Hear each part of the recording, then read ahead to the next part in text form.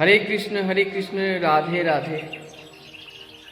हरे कृष्ण कृष्ण कृष्ण हरे हरे, हरे राम राम राम हरे हरे।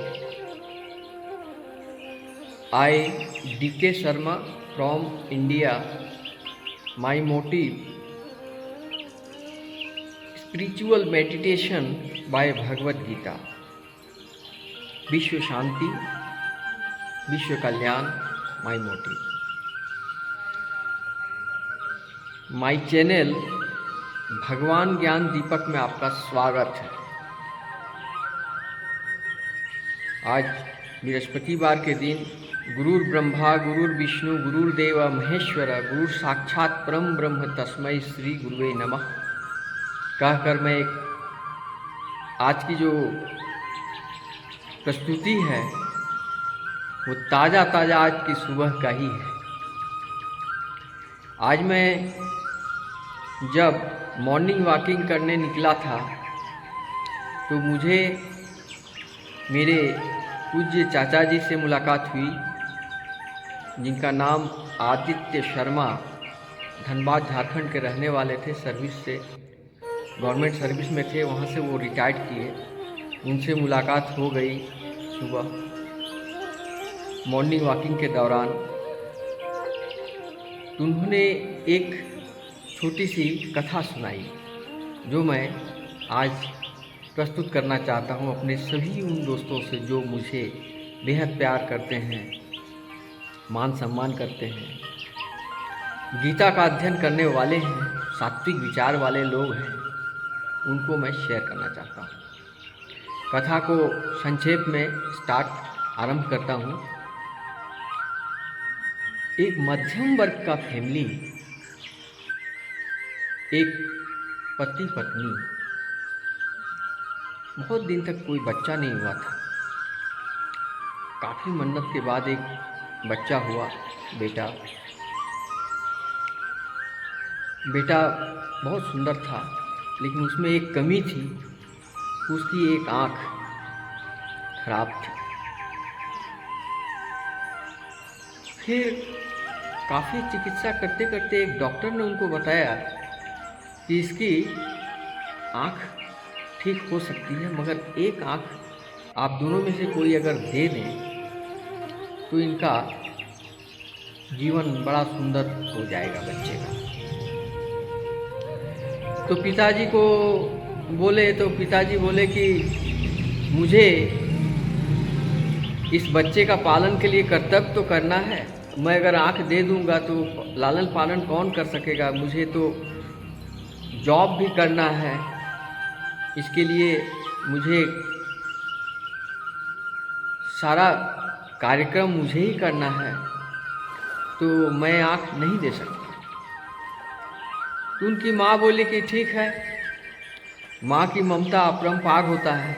माँ ने कहा कि मैं अपनी एक आँख दे दूँगी, और इस प्रकार एक आँख उनको दे दिया गया।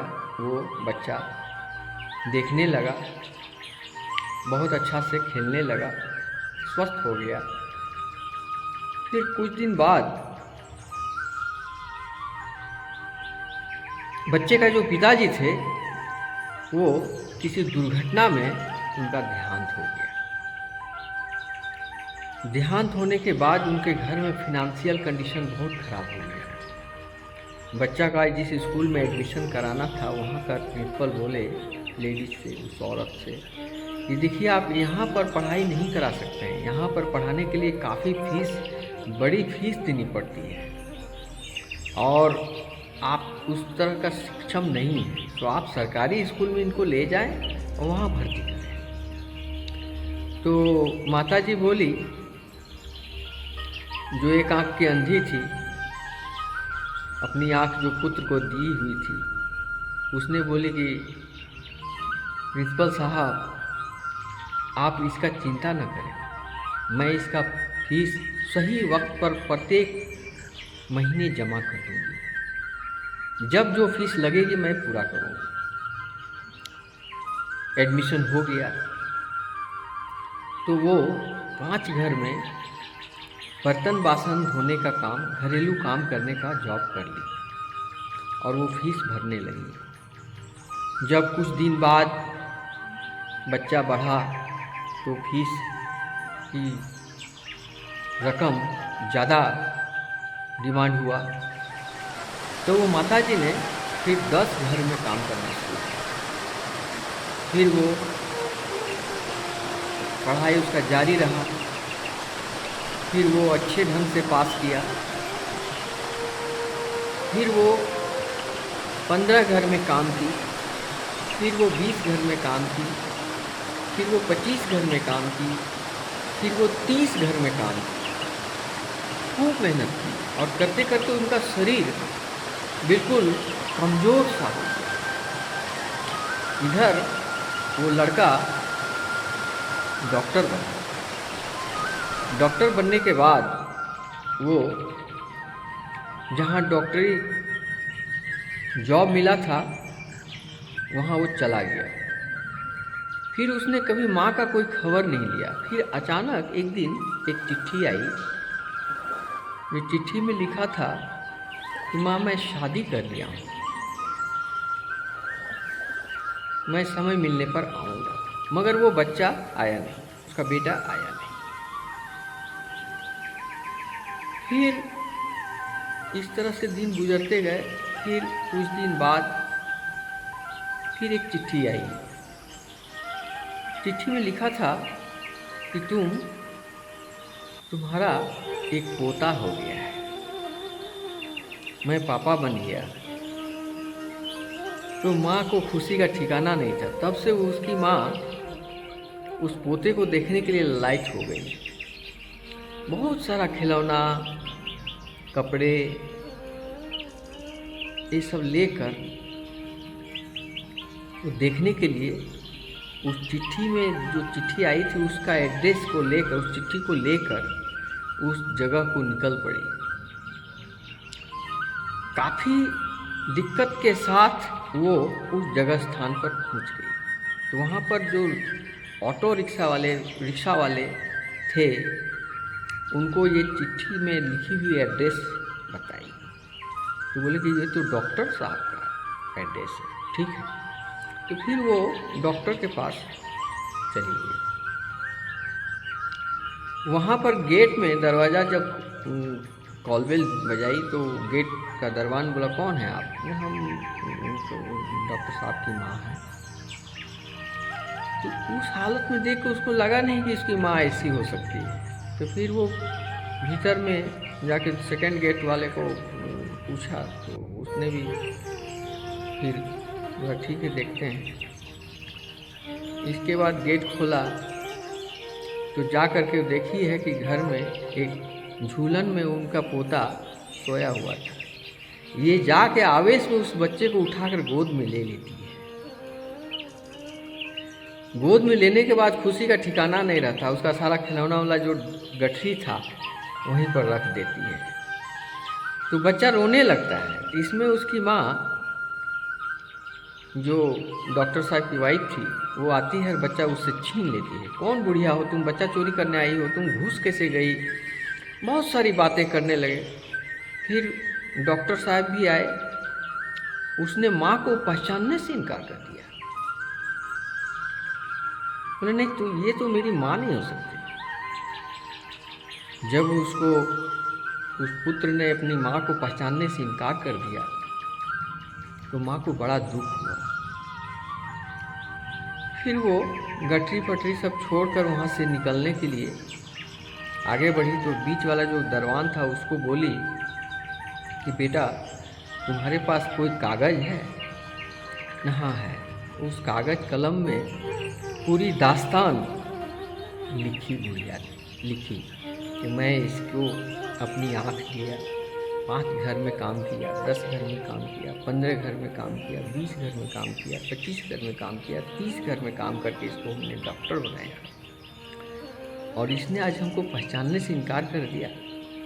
मेरा पति भी चले गए, यही मेरा एकमात्र सहारा था। इसने सेवा तो दूर की बात, उसने मुझे पहचानने से इनकार कर दिया। मुझे एक गिलास पानी ला के दोगे? तो पानी लाने के लिए वो अंदर गया। वहीं पर एक पंखे में झूलकर उसने आत्महत्या कर ली। और वो चिट्ठी हाथ में था उसका। वो चिट्ठी गार्ड को मिला, फिर डॉक्टर की वाइफ और डॉक्टर को मिला। तो डॉक्टर की वाइफ बोली कि आपकी माँ थी और आप इसको पहचानने से इनकार करते, इतना घटिया इंसान थे आप, इतना घटिया इंसान, इतना मैं नहीं समझ सकती थी कि आप इतने गिरे हुए इंसान हैं। तो बोले कि अगर हम बताते कि मेरी माँ है तो तुम शायद हमको छोड़ देती। तो दोस्तों, इससे बड़ा दुखद घटना और क्या हो सकता है। ये कहानी का मूल सारांश ये है कि आज के युग में किसी पर उम्मीद न रखें, किसी बच्चे पर, किसी भाई पर, किसी दोस्त पर, किसी बुजुर्ग पर, किसी पर इतना ज़्यादा मोह न करें, इतना ज़्यादा प्रेम न करें। जहां आप अपने पुत्र से, पुत्रियों से या किसी वृद्धावस्था में आप किसी से उम्मीद रखते हैं, वहीं आपका कष्ट का जन्म शुरू हो जाता है। मोह बड़ा बहुत खराब चीज़ है। खासकर माताओं को पुत्र मोह होता ही है। पुत्र चाहे कुछ भी करे, जितना भी अन्याय करे, लेकिन माता जी को नहीं लगता कि मेरा पुत्र गलत है, वो सही है, वो सही है, वो सच्चा है। लेकिन मैंने देखा ये पुत्र मोह वाली घटनाएं, एक दो तो नहीं देखा मैंने, हजारों हजारों घटना देखे संसार में। बहुत लोग ऐसे हैं जो पुत्र से वृद्धावस्था में बहुत सारे कष्ट पा रहे हैं। मैं मथुरा वृंदावन गया था, वहाँ पर जो वृद्धाश्रम है, वहाँ पर जो वृद्ध लोग हैं, वो जानते हैं कहाँ से आए हैं? सब हाई सोसाइटी वाले लोग, बहुत पढ़े लिखे लोग, बहुत बड़े बड़े अधिकारियों, बड़े बड़े समृद्धशाली लोगों के माता पिता वहाँ पर हैं, जिनको ये लोग पैसा देकर डोनेट कर देते हैं और उनको वहाँ पर छोड़ देते हैं। जब उनकी मौत होती है, इनको पता भी नहीं चलता है, और मौत में क्रियाक्रम सब कुछ वहाँ पर आश्रम में, वृद्धाश्रम में हो जाता है। और आज हम लोग इस भ्रम में रहते हैं कि मेरा बेटा है, मेरा पतोहू है, मेरा पोता है, हमको बुढ़ापा का सहारा मिलेगा, ये मिलेगा, वो मिलेगा। ये सब बहुत बड़ी भूल है दोस्तों, कोई किसी का नहीं है। हमने देखा कि अपने माता पिता को घृणा करता है, बोलता है कि दुर्गंध है उनके शरीर में, मनहूस है उनका चेहरा देखने से दिन भर अच्छा नहीं जाता है, मूड खराब हो जाते हैं। उनके घर में कुत्ते हैं, कुत्ता को एसी में रखकर सुलाने का जगह है, लेकिन माता पिता को रखने का जगह उनके पास नहीं है। ऐसा मैंने बहुत बार देखा। इसलिए मैं आज इस कथा को अपलोड करके अपने दोस्तों से शेयर करना चाहता हूँ। हे मेरे दोस्त, हे विश्व के मनुष्य, हे ब्रह्मांड के लोग, मोह को त्याग दो। श्री गीता में श्री कृष्ण यही उपदेश दिए हैं। सांख्य योग में, अर्जुन विषाद योग में श्री कृष्ण यही उपदेश दिए हैं अर्जुन को, जे अर्जुन कोई किसी का नहीं है। तुम अधर्म में जो खड़े हैं उस पर बाण चला दो और तुम जीतो, और वही वो जीते। आज अधर्म में अगर आपका पत्नी हो, पुत्र हो, पिता हो, माता हो, भाई हो, बंधु हो, कोई भी हो, अधर्म का साथ मत दीजिए, धर्म के साथ रहिए। और उम्मीद मत करिए कि हमको कोई वृद्धावस्था में, जब तक आपके पास बल है, शक्ति है, पैसा है, सारा दुनिया आपके साथ है। लेकिन जिस दिन आप बलहीन हो जाएंगे, धनहीन हो जाएंगे, मतलब आप शारीरिक रूप से कमज़ोर हो जाएंगे, उस समय आपको सब इतना अपमान करेगा, इतना दुर्गति होगी आपकी, जो क्या हम बताएं। इस मोह से बचने का एक ही मात्र उपाय है दोस्तों, सेल्फ डिपेंडेंट बनो। सेल्फ कॉन्फिडेंस जिसको कहते हैं, उसको रखो और धैर्य के साथ, आत्मबल के साथ खुद पर खड़े रहो। जब तक जियो, किसी पर उम्मीद लेके मत जियो। परम परमात्मा पर ध्यान लगा दो।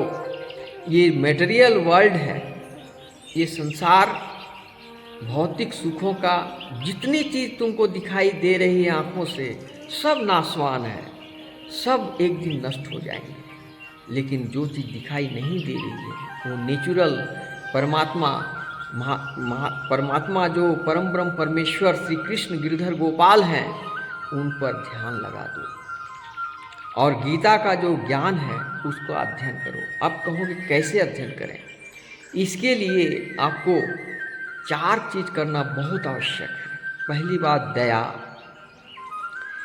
जीवों पर दया करें, जीवों को हत्या करके उनको भक्षण मत करें, ये पहला कर्तव्य। दूसरा कर्तव्य, सत्य, सत्य वचन बोलें, सात्विक भोजन करें, सात्विक विचार करें, सात्विक सोच और समझ करें, सात्विक लोगों से संगत करें, सनातन धर्म का ज्ञान करें। ग से गीता, ग से गाय, ग से गायत्री मंत्र, ग से गौरी, इस ग को स्वीकार करें। ग से गंगा, ग से गौ माता, ग से गौरी जो जगत माता है, इससे बड़ा कोई शक्ति नहीं जो जगत माता है।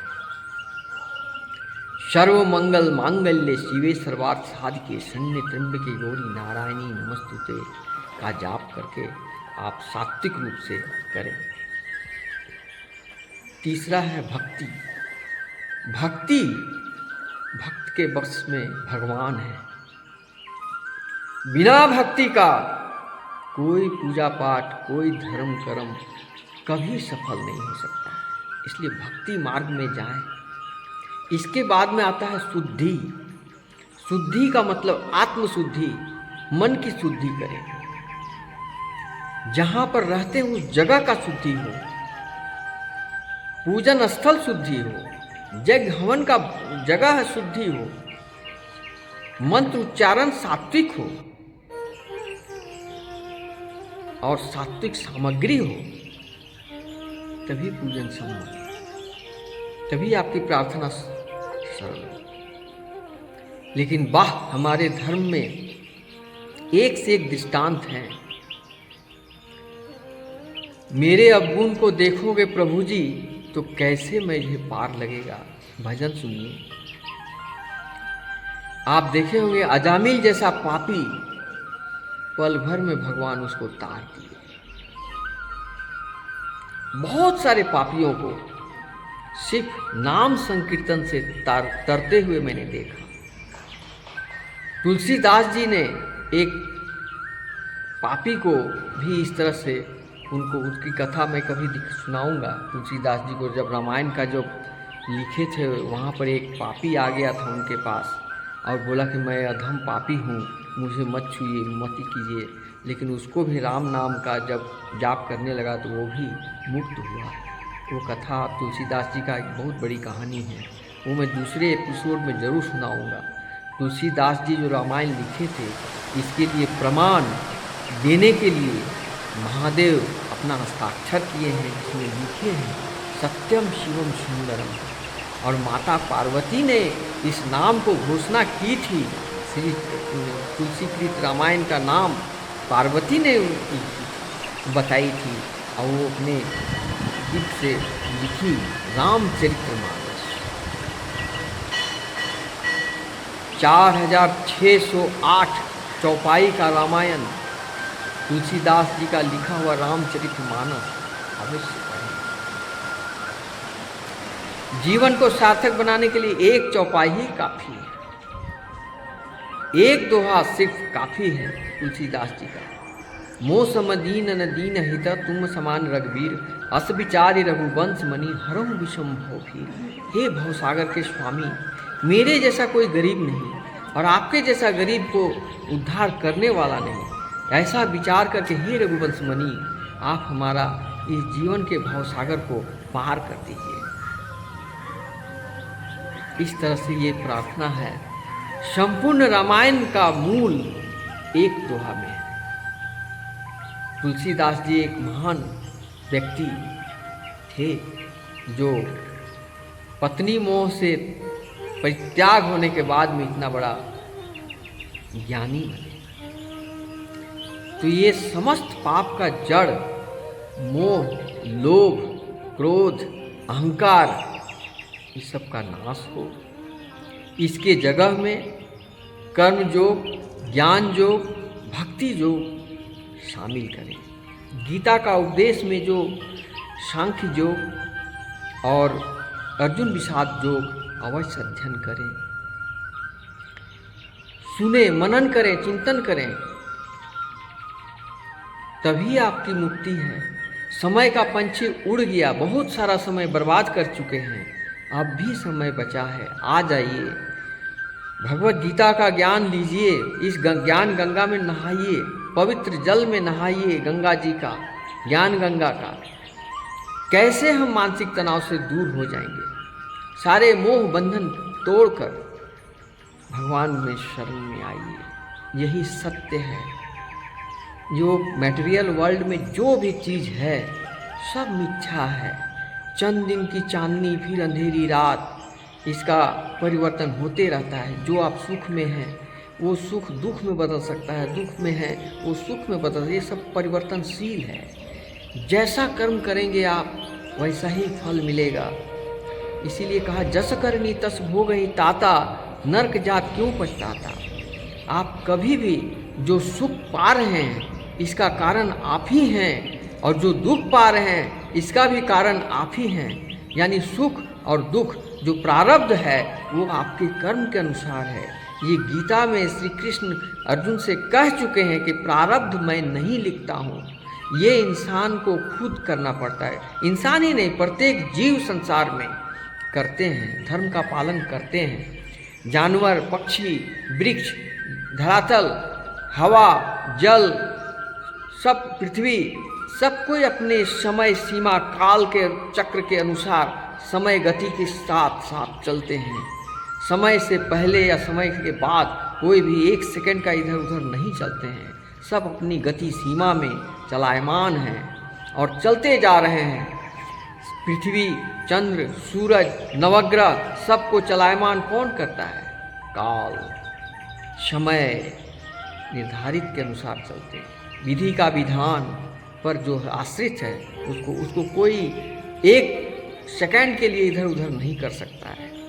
रामायण, महाभारत, गीता में जितने भी लिखे हुए हैं उसमें एक शब्द कोई जोड़ नहीं सकता है, ना ही एक शब्द कोई काट सकता है। इस पवित्र ग्रंथ को पढ़ें, समझें, मनन करें, चिंतन करें, भक्ति करें। कैसे करेंगे? कर्म योग, ज्ञान योग, भक्ति योग। कर्म मार्ग, ज्ञान मार्ग, भक्ति मार्ग, इसका 4 स्तंभ है। वो है दया, सत्य, भक्ति, शुद्धि। दया के बिना आपका कोई पुण्य नहीं है, सत्य के बिना कोई पुण्य नहीं है, भक्ति के बिना कोई पुण्य नहीं है, शुद्धि के बिना कोई पुण्य नहीं। इन 4 में अगर एक चीज़ की भी कमी है तो आपको कोई पूजा पाठ काम नहीं देगा, कोई तपस्या काम नहीं देगा। फिर भी एको घड़ी, आधो घड़ी, आधो में पुण्याद हरिनाम संकीर्तन करें और सात्विक भोजन करें, सात्विक विचार में आएँ, गीता का ज्ञान पढ़ें, गीता का ज्ञान अध्ययन करें, मनन करें, चिंतन करें। इतना ही करके आज की कथा मैं यहीं समाप्त करता हूँ दोस्तों। हरे कृष्ण कृष्ण कृष्ण हरे हरे, हरे राम राम राम हरे हरे।